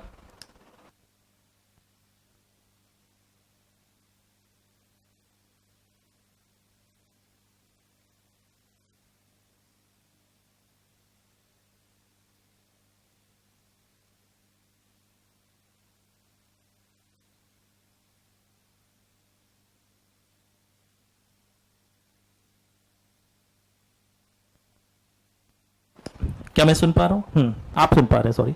ए प्राइवेट प्लेसमेंट इज अ, अगर प्राइवेट प्लेसमेंट कर रहे हो, पता है एग्जाम में कुछ चाइनीज आदमी का नाम आएगा तो बोलते हैं कि वो एक ऐसा नेशनल है या एक ऐसा बॉडी कॉर्पोरेट है या कोई दूसरे चाइनीज कंपनी का नाम आएगा, चिकी चिकी लिमिटेड। तो अगर वो कंट्री हमारे साथ लैंड बॉर्डर शेयर करता है तो ऐसे प्राइवेट प्लेसमेंट करने के पहले, इस पे भी क्वेश्चन आने का चांस है इस बार, गवर्नमेंट अप्रूवल पाइए अंडर फेमा रूल्स। ओके, साथ में अपना पासपोर्ट अटैच करके अप्लाई करिएगा गवर्नमेंट को। तो बेसिकली लोग ये वाला एस्पेक्ट भी भूलेंगे कि गवर्नमेंट अप्रूवल वाला पॉइंट, अगर आप प्राइवेट प्लेसमेंट एक ऐसे नेशनल या बॉडी कॉर्पोरेट को कर रहे हो which is incorporated in a country which shares land border with India, then this has to be taken care of. तो सर वेरी गुड, तो हमने आज आपके साथ थर्ड चैप्टर प्राइवेट प्लेसमेंट की भी बारीकियां कर दी। इसका की टेक अवे लेआउट, इसका की टेक अवे जो मुझे लगता है एज अ टीचर कि प्राइवेट प्लेसमेंट का लैंग्वेज जो है ना, private placement is when the shares are issued allotted to a select group of persons identified by the board after complying with all the conditions. उन all the conditions के पहले आज पता मेरे को चार्ट विजुअलाइज हो रहा है. पहले बोर्ड रेजोल्यूशन पास हुआ, फिर पास 5 में लिस्ट आइडेंटिफाई हुआ. With in 30 days of entering in that list क्या सर्कुलेट हुआ? पास 4. फिर सर्कुलेशन के बाद मनी आया बैंकिंग चैनल से. तो एक स्टोरी पता है एग्जाम में क्या कर सकता है अगर मैं सेट करूं? पूरा एक लंबा स्टोरी दे दूंगा प्राइवेट प्लेसमेंट का, जहां बहुत सारा उल्लंघन दिखाऊंगा. बैंक से नहीं आ रहा है, अलॉटमेंट 25 दिन हो गया नहीं, सॉरी अलॉटमेंट 70 दिन हो गया नहीं हुआ, 60 दिन के अंदर अलॉटमेंट होना चाहिए. अलॉटमेंट तो हो गया, 20 दिन हो गया, अभी तक पास 3 फाइल नहीं हुआ. यानी कितने क्या क्या टाइप के कॉन्ट्रावेंशन आपको आइडेंटिफाई करने बोलेगा after reading the comprehension. So you are well prepared, कैसा भी पेपर आ जाए. और ये नया नया चीज क्या था, बार बार एसआर पास नहीं करना होता अगर आप क्यूआईबीज को देते हैं. अगर पहले पास कर दिया था, एनसीडीज वाले में भी अगर आपका लिमिट्स के अंदर है 181C के अंदर, बार बार एसआर पास नहीं करना है. और मतलब एक एसआर से साल भर का काम हो जाता है. पर साल भर का अगले साल लाओगे तो फिर. एंड अगर आप प्राइवेट प्लेसमेंट एक ऐसे नेशनल को करना चाहते हो, बॉडी कॉर्पोरेट जो हमारी कंट्री के साथ लैंड बॉर्डर शेयर करता है, तो गवर्नमेंट अप्रूवल लगेगा फेमा के अनुसार. अंडरस्टूड? तो this completes private placement. The next topic which will start now is the next one. Full screen once. Charges.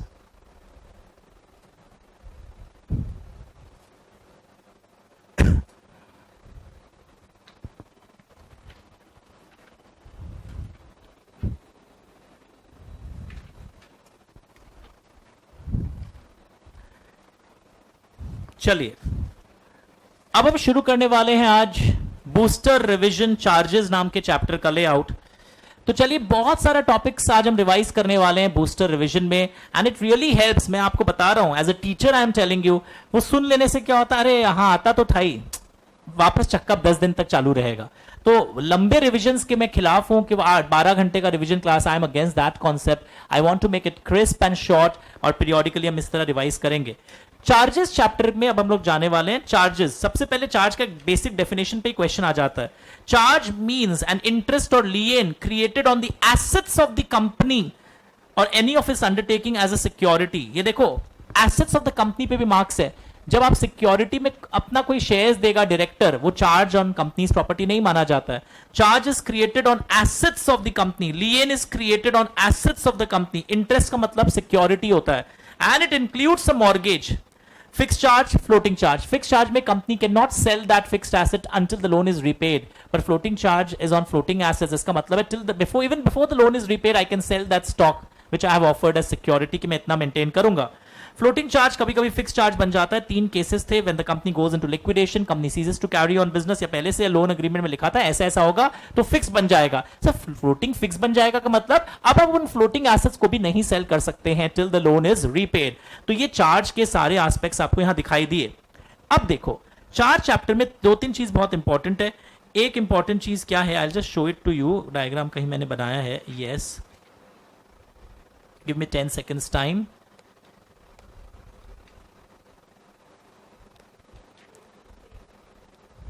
मैंने कुछ बनवाया था डायग्राम ना हाथ से कि आप चार्ट जब क्रिएट करते हैं. इंग्लिश देखो, ये कई केस स्टडी आंसर्स में काम आता है.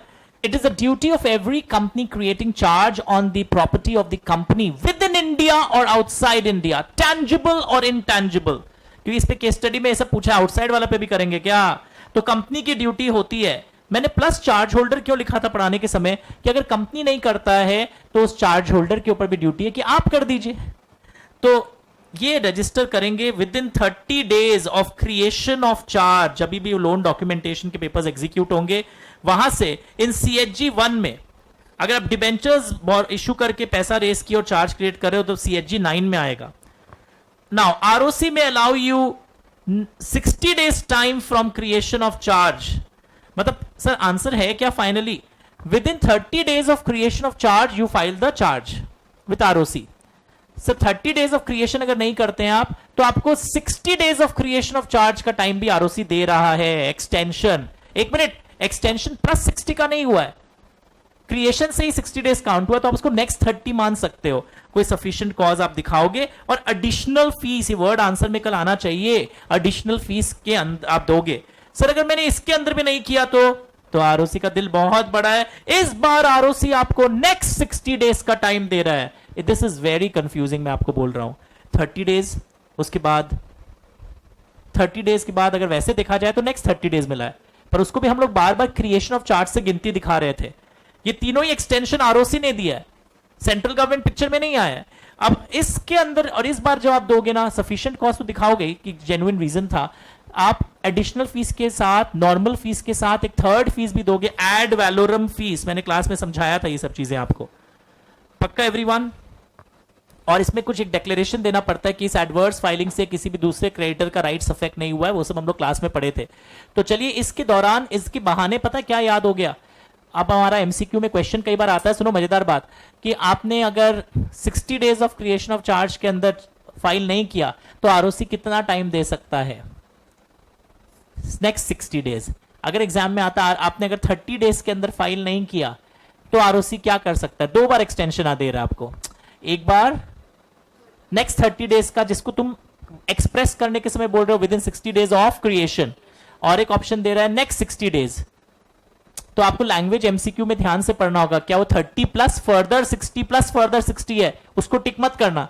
30 के बाद फर्दर 60 नहीं होगा, एक ऑप्शन और रहेगा 30 days plus further 30 days plus further 60. पर ये सिर्फ पैसा के गर्मी के आधार पे नहीं है. फीस दे रहे हैं ना, दीजिए. सफिशिएंट कॉज हर जगह आपको डेमोन्स्ट्रेट करना पड़ता है, तब ये मिलता है. और आरओसी फिर आपको एक CHG 2 में अपना एक सर्टिफिकेशन दे देगा कि चार्ज रजिस्टर हो गया. ओके ना. वैसे ही क्वेश्चन और है, इधर देखोगे, अगर कंपनी नहीं देता तो सुनो, तो चार्ज होल्डर पे भी जिम्मेदारी दी गई थी. Company fails to file the charge. Understood. अब चार्ज होल्डर जब आरओसी को बताता है ना, तो आरओसी से उस पर रिलाई नहीं करेगा. कोई बैंक वाला झूठ बोल के किसी को फंसा दिया कंपनी को, तो ROC gives 14 days show cause notice to that company कि एक बैंक से आपके बारे में खबर मिला है कि आपके इस प्रॉपर्टी पे उनको आपने चार्ज दिया है, कोई आपको आपत्ति हो तो 14 दिन के अंदर बताइए. तो ये लाइन लोग लिखना भूल जाते हैं कि ROC gives 14 days show cause notice to that company to why the charge inform should not be registered. उसके बाद सर, उसके बाद आप देखोगे मॉडिफिकेशन ऑफ चार्ज. ये क्या होता है? Look at the screen. कि मैंने कई एग्जांपल आपको बताए थे. बैंक रेट अगर आपने बैंक से बात करके मॉडिफाई चेंज किया है तो मॉडिफिकेशन है. आरबीआई के नॉर्मल कोर्स में अगर रेट फ्लक्चुएट हुए then that is not modification. या against the same security further loan was advanced, या tenure of loan has change, ऐसे ना स्टोरी बना देगा और एग्जाम में बोलेगा भी नहीं मॉडिफिकेशन है. तुमको बोलेगा बताओ अब क्या करना चाहिए, तो तुमको बताना पड़ेगा ये केस ऑफ मॉडिफिकेशन है. तो मॉडिफिकेशन के केस में भी लैंग्वेज देखो पूरा सेम है. बोर्ड पर देखो, it is to be, company file कर रहा है विद इन 30 डेज इस बार ऑफ मॉडिफिकेशन. आरओसी में allowed to file within 60 days of modification on payment of additional fees. यानी इनडायरेक्टली बताओ नेक्स्ट 30 डेज मिला है, पर तुम एग्जाम में ये वाला लैंग्वेज ही लिखोगे with in 60 days of modification. ROC में अलाउ यू नेक्स्ट 60 डेज. यानी सुनो, आरओसी जो कंडोन कर रहा है आपको वापस, वो नेक्स्ट 60 डेज के लिए दे रहा है. इस बार normal fees, additional fees plus ad valorem fees, जो प्रॉपर्टी के वैल्यू पर एक परसेंटेजेस का टेबल बना हुआ है आरओसी का. पक्का एवरीवन? और जब भी कोई प्रॉपर्टी रजिस्टर्ड हो जाता है तो ऑटोमेटिकली जो भी अब खरीदार है उसको अपने आप अज्यूम किया जाएगा कि उसको पता होना चाहिए था कि प्रॉपर्टी ऑलरेडी किसी को गिरवी दी गई है. तो where any charge on the assets of the company is created, it will be deemed that the person is having the notice of the charge from the date of registration. Now register of charges है ना, 2 type से होते हैं. एक company maintain करता है, देखो board पर सेक्शन 85 के अंदर company as a statutory book maintain करता है. स्टैट्यूटरी बुक सुनियो ना बहुत सारा, minute book, register of deposits, register of charges, register of members. और एक एमसीए के पोर्टल पे आरओसी मेंटेन करता है, जिसको जाकर हम कोई भी जाके इंस्पेक्शन कर सकता है. तो रजिस्टर ऑफ चार्जेस किस एंगल से पूछा है ध्यान रखना, क्योंकि मेंबर्स जब 85 वाला रजिस्टर इंस्पेक्ट करना चाहते हैं ना, फ्री में होता है.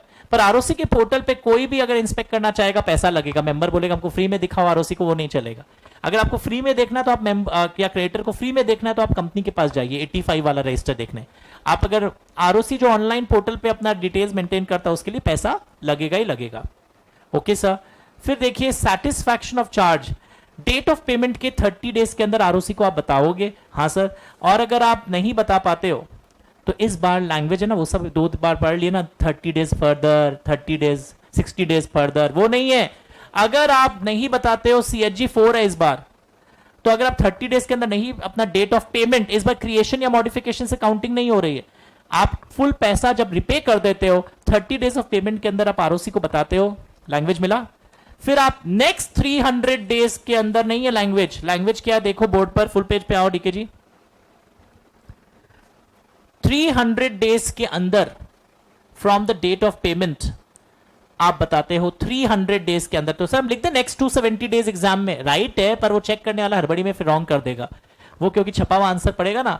If it is not inform with in 30 days of payment, inform with in 300 days of payment, sufficient cause word bar bar answer में आना चाहिए, additional fees, normal fees, and if it is still not filed with in 300 days with ROC, इस बार language क्या आपने देखा ध्यान से, इस बार लैंग्वेज क्या आपने देखा ध्यान से, then apply to central government regional director for condonation of the delay।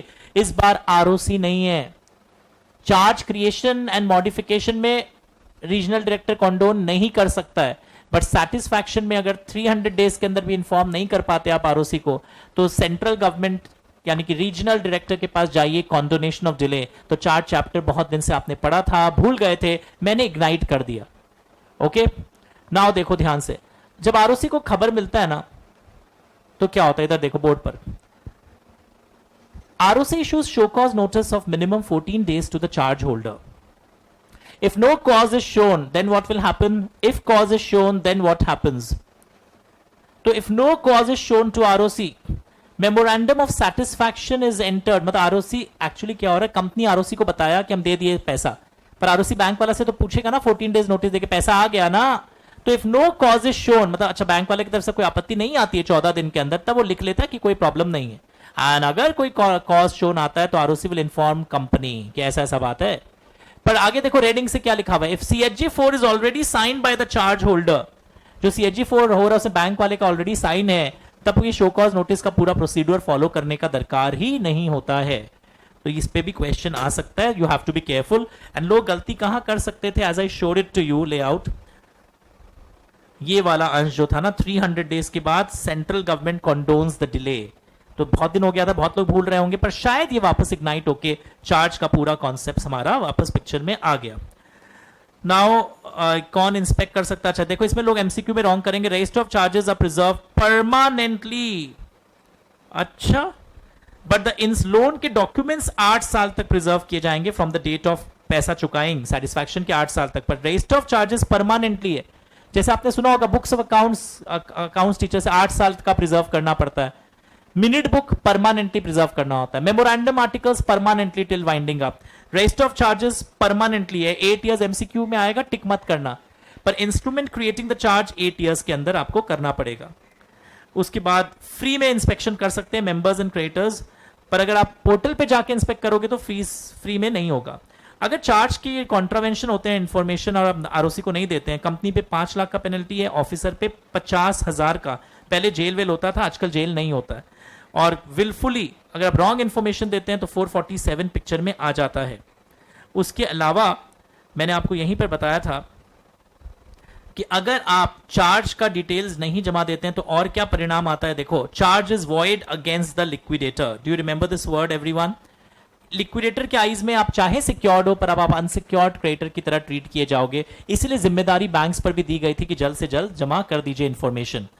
Now charge chapter में एक खासियत है, आंसर के राइटिंग पैटर्न को मैं हर बोल रहा हूं एग्जाम के एक दिन पहले भी, हर चैप्टर का ना एक एक क्वेश्चन आंसर जरूर पढ़ना चाहिए ताकि फ्लो पता चलता है। जैसे यहाँ पे भी कैसे शुरुआत हो रहा है आंसर को, अकॉर्डिंग टू सेक्शन नंबर भूल जाओ कोई प्रॉब्लम नहीं है, अकॉर्डिंग टू कंपनीज एक्ट, वो एक फ्लो बिना आंसर देखे जाओगे तो कल प्रॉब्लम में आ जाओगे जब भी एग्जाम है। Remember this, specially question number 26 was very good one, director of rose private limited, ये मैं अपने सुपर क्वेश्चन के बुकलेट में भी देता हूँ हर साल। And what ever which was mark during the lectures वो जरूर से कर लेना। फिर एक कॉन्सेप्ट हम लोग और पढ़े थे, अच्छा ये रहा क्रिएशन ऑफ चार्ज का डायग्राम, फुल पेज दिखाओ, बुक में था तो बना हुआ मेरे, दिख रहा है आपको ये चीज? क्रिएशन ऑफ चार्ज का वो जो लाइंस में अभी समझा रहा था, 30 डेज, 60 डेज, नेक्स्ट 60 डेज कैसे कैलकुलेट होता है। Can you see this everyone? इसके बाद सर, इसके बाद आज नहीं कराऊंगा, 2 मिनट और दिखा दे रहा हूं आपको बस एक चीज, that is if a company wants to inspect, ये हो गया था, ठीक है, दैट्स इट। तो लेआउट, तो चार्ट चैप्टर छोटा है, क्रिएशन, मॉडिफिकेशन, सैटिस्फैक्शन, तीनों एस्पेक्ट्स हम लोग देखे थे, क्रिएशन, सैटिस्फैक्शन एंड मॉडिफिकेशन, ये तीनों ही एस्पेक्ट्स हमारा अच्छे से रिवाइज हो जाता है। Now we have done today deposits, I have done debentures, I have done private placement and charges. Wait, अच्छा एक बात बताऊं, अब इसको इस चार को है ना, अगर तुम आज ही अगर समेट लोगे ना तो हमेशा के लिए क्रिस्टलाइज हो जाएगा। वरना फिर वापस सब कुछ डाइल्यूट है। चार्ज के टाइमलाइंस थोड़े से कंफ्यूजिंग होते हैं, क्रिएशन, मॉडिफिकेशन, सैटिस्फैक्शन वाले। वो डीआरआर, डीआरएफ और एक क्या था वर्ड, डिबेंचर रिडेम्पशन रिजर्व, हाँ deposit repayment reserve and debenture redemption fund, और डिपॉजिट ट्रस्टीज और डिबेंचर ट्रस्टीज के अपॉइंटमेंट के रिमूवल के वो एलिजिबिलिटी दोनों के थोड़े से अलग होते हैं, वो भी आप देख लीजिएगा। एक आप लोग का कोई ट्यूशन है अभी और कोई?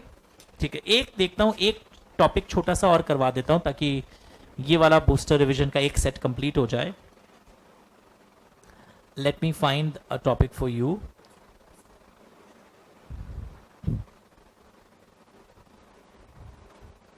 एक just give me second please. देखो, लुक हियर एवरीवन,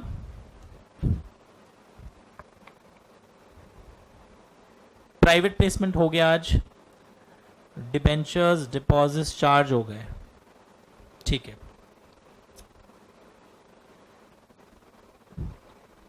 चलिए, let me do this one point, chapter number 5, change of clauses of memorandum and conversion. छोटा है, इंटरेस्टिंग है, जल्दी से अभी हो जाएगा। Change of clauses of memorandum and charges recently हुआ था कलकत्ता में। Look at the screens. All set?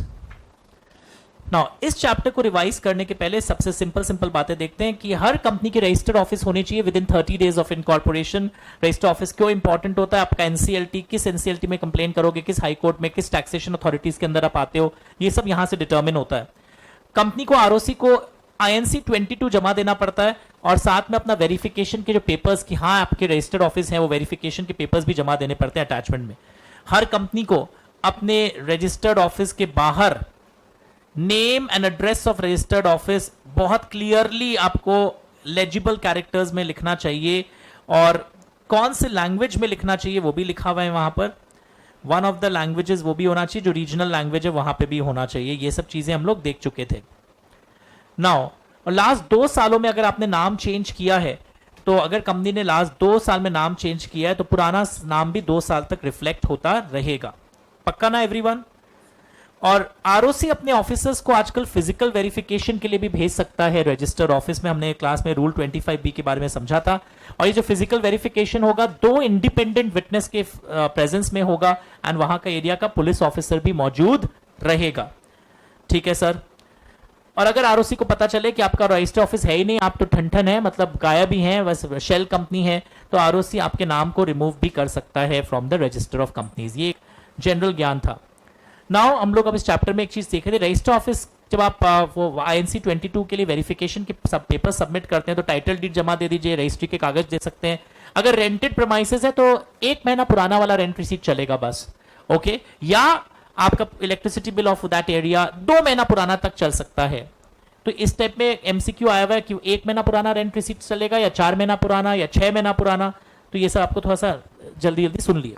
आइए, नाम चेंज करना चाहते हो, अगर आप नाम चेंज करना चाहते हो कंपनी का, तो एक 1 लाइन का सिंपल आंसर मैंने लिखवाया था, प्रायर SR, प्रायर मतलब पहले, and then approval of central government के लिए आपको वो भी अप्लाई करना पड़ेगा। और फिर यहां पे डिटेलिंग भी हमने क्लास में डिस्कस की थी कि कैसे कैसे क्या होता है। आई am not going into the details in the booster revision.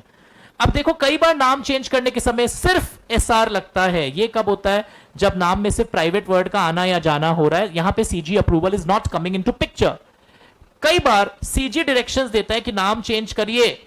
CG के अगर डायरेक्शंस आते हैं, क्यों आते हैं? अगर सेंट्रल गवर्नमेंट खुद भी डायरेक्शंस दे सकता है कि आपका नाम बहुत आइडेंटिकल है या ज्यादा रिजेंबल कर रहा है एक कंपनी जो ऑलरेडी एग्जिस्ट कर रही है उसके साथ, या कोई रजिस्टर्ड ट्रेडमार्क के साथ आपका नाम बहुत ज्यादा मैच कर रहा है, तो CG डायरेक्शंस दे सकता है। CG के डायरेक्शंस को इधर देखो, 3 महीने के अंदर रेक्टिफाई करके आपको इंप्लीमेंट करना पड़ता है। और अगर तुम नहीं करते हो तो ऐसे सिचुएशन में CG तुमको एक नाम खुद दे देगा इस टाइप से, ordnc.year.s। ये क्या है sir? That is order not complied, मतलब तुम्हारे नाम के आगे एक बेइज्जती झलक आने लगेगी। ये कोई अच्छा बात नहीं है। याद आया? रिवीजन है, फास्ट है। एंड इसी में एक बात देखे थे कि रजिस्टर्ड ट्रेडमार्क ओनर अगर अप्लाई करता है, ये हमारा नाम कैसे यूज कर लिया, तो 3 इयर्स के अंदर उसको करना पड़ता है। 5 साल बाद ट्रेडमार्क ओनर रोने आएगा, हमारा नाम है, वो भी रजिस्टर्ड होना चाहिए, नहीं चलेगा। बट एक कंपनी 5 साल 3 साल बाद भी जा सकता है कि देखिए ना, ये नाम हमारे से आइडेंटिकल, अभी अभी हमको पता चला, हम तो पहले रजिस्टर हुए थे। तो दोनों में फर्क दिखने को आया, रिवीजन है। उसके बाद हमने देखा था रजिस्टर ऑफिस के कई प्रकार के changes with in the city जब चेंज करते हैं ओनली बीआर एट बीएम लगता है। अच्छा देखो बीआर एट बीएम हर रजिस्टर ऑफिस चेंज में लगता है, चारों केसेस में बीआर एट बीएम होना चाहिए, पर आउटसाइड द सिटी में एसआर लगता है। One state to another state में बच्चा लोग SR plus prior CG approval भी लगेगा, और कई बार एक ही स्टेट में चेंज होता है पर आरओसी का जुरिसडिक्शन चेंज होता है तो बीआर तो लगेगा ही हर केस में, एसआर भी लगेगा। बट उसमें जब तमिलनाडु और महाराष्ट्र के अंदर चेंजेस होते हैं ना, चेन्नई से कोयंबटूर, पुणे से नागपुर, वहां पे रीजनल डायरेक्टर का कंफर्मेशन भी चाहिए होता है। तो मैं फास्ट स्पीडली सारे एस्पेक्ट्स दिखाते जा रहा हूं, आपने देखा। और तीनों में कॉमन पॉइंट है, चारों में कॉमन पॉइंट है। INC 22 is filed with in 30 days of the change. रुकिए, इस पे एमसीक्यू आएगा। रेजोल्यूशन पास करने से 30 डेज काउंट करना है या एक्चुअल चेंज से 30 डेज काउंट करना है? आंसर है 30 days from the date of change. और जब one state to another state जा रहे होते हो ना, interest of creditors and debenture holders are also satisfied, then only you can make the change. तो ये शॉर्ट वाला आंसर है। ऑब्जेक्ट क्लॉज में आप जब चेंज करना चाहते हो एसआर पास करके चेंज कर सकते हो, बट अगर आपने कोई प्रोजेक्ट के लिए पैसा पब्लिक से उठाया है, कुछ पैसा अभी भी पेंडिंग है यूटिलाइज करना, और फिर आप ऑब्जेक्ट क्लॉज बीच में चेंज करना चाहते हैं, कहानी चेंज हो जाता है। इस सिचुएशन में फिर आपको एसआर तो लगेगा ही, साथ साथ में आपको यहां पर उस एसआर के बारे में एडवर्टाइज करना पड़ेगा 2 newspapers, English and regional, plus website पर, याद आ रहा है, प्लस रीजंस देना पड़ेगा, क्या पर्पस है कि अपने आईपीओ में रेस किया हुआ पैसा का ऑब्जेक्ट चेंज कर रहे हो, प्लस एग्जिट अपॉर्चुनिटी प्रमोटर्स लोग पैसा देंगे। ये सब वर्ड्स आंसर में आने चाहिए। और ये प्राइस जो एग्जिट का आएगा वो सेबी के रेगुलेशन से डिटरमिन होगा। प्राइवेट टू पब्लिक कंपनी कैसे कन्वर्ट होगा? आपने देखा, एक एसआर इन जीएम पास करके सारा वो जो आर्टिकल्स में 3 बातें होती है वो हटाएंगे, number of members and directors को बढ़ाएंगे, एंड आरओसी के पास ऑल्टर्ड आर्टिकल्स की copy with in 15 days of alteration file कर देंगे। तो ये 15 डेज का भी वैल्यू है। पब्लिक टू प्राइवेट कंपनी में झमेला ज्यादा है, एसआर पास करेंगे, हाँ सर करेंगे, अपॉइंटमेंट ऑफ रीजनल डायरेक्टर लगेगा, और ये लैंग्वेज बहुत इंपॉर्टेंट है, अप्लाई करना होगा रीजनल डायरेक्टर को with in 60 days of SR. ये वो लोग भूल जाते हैं इन ई फॉर्म RD1। और एक इंपॉर्टेंट चीज ये वाले में, पब्लिक टू प्राइवेट में, आरडी को अप्लाई करने के 21 दिन पहले एडवर्टाइजमेंट भी करना पड़ता है न्यूज़पेपर्स में। Secured creditors and debenture holders को नोटिस भेजना पड़ता है, उनके कोई ऑब्जेक्शंस होते हैं तो ऑब्जेक्शंस की हियरिंग होती है आरडी के ऑफिस में। ये सब क्लास में बताया गया था। तो ये फास्ट फॉरवर्ड से आपको जल्दी जल्दी सारे पॉइंट्स याद आ जाएंगे। फिर आरडी के ऑर्डर को, आरओसी को INC 28 में फाइल करोगे with in 15 days of receipt, और यहां पे ऑल डेट्स एंड लाइबिलिटीज अब सारा इधर आ जाएगा उस कंपनी से इधर। तो प्राइवेट टू पब्लिक में देखो सिर्फ एसआर लगा था, एमसीक्यू में मिस्टेक कर सकते हैं लोग। पब्लिक टू प्राइवेट में देखो क्या लग रहा है, 2 एसआर लग रहा है। क्यों सर? अच्छा एक एसआर तो जैसे यहां पे भी लगेगा 2 एसआर, क्यों लगेगा बताओ? नाम चेंज करने के लिए भी लगेगा ना सर। नाम में तो सीजी अप्रूवल भी आता है, पर नाम में सिर्फ जब प्राइवेट वर्ड का आना जाना होता है तो ओनली एसआर से हो जाता है। आज ही पढ़े हो, यहां आरडी अप्रूवल है, पब्लिक से प्राइवेट में एडवर्टाइजमेंट 21 दिन पहले किया जाता है, एंड आरडी के ऑर्डर को फाइल भी किया जाता है with ROC with in 15 days of receipt of order. Sir ज्यादातर तो 30 डेज होता था ना, होता है, पर यहां पे क्या है, दोनों में ही 15 डेज के अंदर आप इन्फॉर्म कर रहे हो, private to company, public company, and public to private company में। सर एक बात और बताइए, आर्टिकल्स ऑल्टर हो सकता है क्या? यस, आफ्टर पासिंग एसआर, और एसआर की कॉपी आरओसी के पास जाएगी वापस with in 15 days of alteration of articles. और जब भी ऑल्टरेशन करोगे तो बियॉन्ड कंपनीज एक्ट या बियॉन्ड मेमोरेंडम मत चले जाना।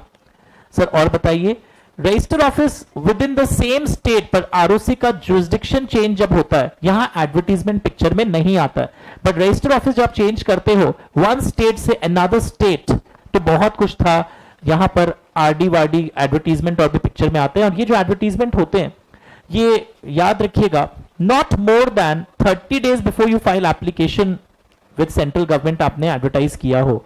और साथ में ये होता है, ये मैंने क्लास में डिटेल में पढ़ाया था। बूस्टर रिवीजन में वो दरकार नहीं है, एग्जाम के एक दिन पहले इतना मत पढ़ना। एग्जाम के एक दिन पहले कहां एसआर है कहां ओआर है, उतना करने से काम हो जाता है। या कन्वर्जन के भी 2 केसेस थे, वो भी आपने देख लिए। उसी तरह ये सब भी मैंने आपको क्लास में करवाया था, public into private company, private into public. ये सारा एग्जाम के एक दिन पहले सारे उन एक एक कन्वर्जन में जाने की दरकार नहीं है। अब देखो, सेक्शन 8 कंपनी को कोई दूसरे टाइप ऑफ कंपनी में आप कन्वर्ट करना चाहते हैं, तो एग्जाम के एक दिन पहले इतना पढ़ोगे, एसआर पास होगा, सेक्शन 8 कंपनी को आप दूसरे कंपनी में कन्वर्ट कर सकते हो, एंड अप्रूवल ऑफ आरडी लगेगा। ये पॉइंट लोग भूल जाते हैं। रीजंस फॉर कन्वर्जन भी लगेंगे, ये भी याद रखिएगा। Start reading everyone. बोलो।